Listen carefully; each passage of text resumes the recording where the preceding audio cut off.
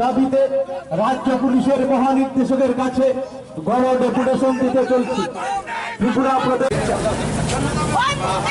রাজ্য পুলিশের মহানির্দেশকের কাছে গণ ডেপুটেশন দিতে চলেছি। আপনাদের সবার কংগ্রেস কমিটির উদ্যোগে পেট্রোল, ডিজেল, রান্নার গ্যাস, সিএনজি আজকে পেট্রোল, ডিজেল, রান্নার গ্যাস, সিএনজি সহ জিন্দাবাদ। ত্রিপুরা প্রদেশ কংগ্রেস জিন্দাবাদ। ত্রিপুরা প্রদেশ কংগ্রেসের উদ্যোগে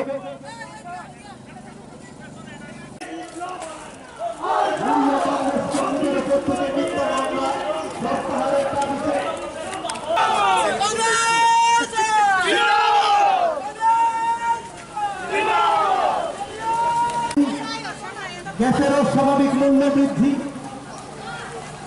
নিত্য প্রয়োজনীয় জিনিসের অস্বাভাবিক মূল্য বৃদ্ধি, ঔষধপত্রের অস্বাভাবিক মূল্য বৃদ্ধির প্রতিবাদে কংগ্রেস কর্মীদের উপর থেকে মিথ্যা মামলা প্রত্যাহারের দাবিতে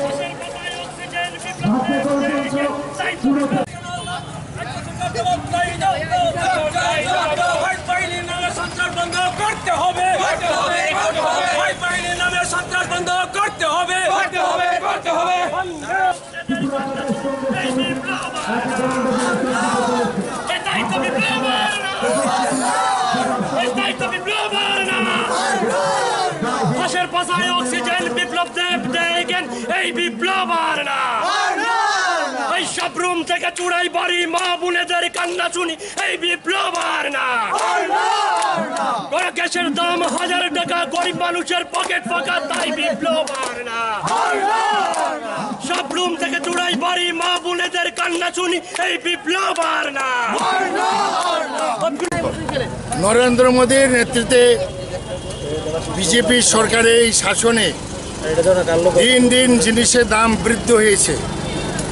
তারই প্রতিবাদে আমাদের সোনিয়া গান্ধীর নেতৃত্বে আজ 7ই এপ্রিল ভারতবর্ষের সব কটি রাজ্যের রাজধানীতে বিক্ষোভ প্রদর্শন এবং ধর্না চলছে।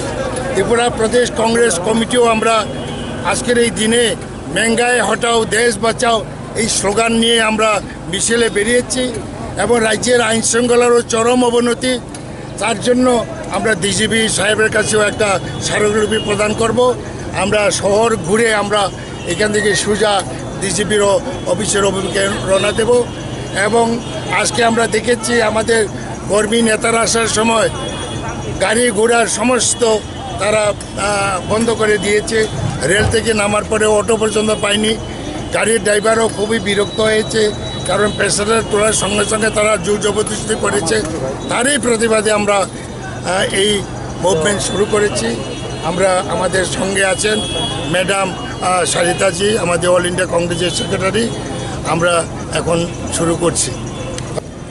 आज प्रधानमंत्री के जनधन लूट योजना जो उन्होंने लगा रखा है, पूरे देश को जो लूट रहे हैं, जैसे कि आपको पता है पूरी देश की जो जनता है वो त्रस्त हो चुकी है महंगाई के कारण।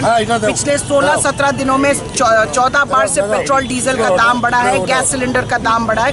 तो आज महंगाई मुक्त भारत के तहत ये मुहिम छेड़ा गया है कि आज हम ये प्रोटेस्ट करेंगे कि इस देश में जो महंगाई बढ़ी जा रही है और इस देश में जो भाजपा आम जनता को लूट रही है उसके खिलाफ आज हम ये प्रोटेस्ट कर रहे हैं।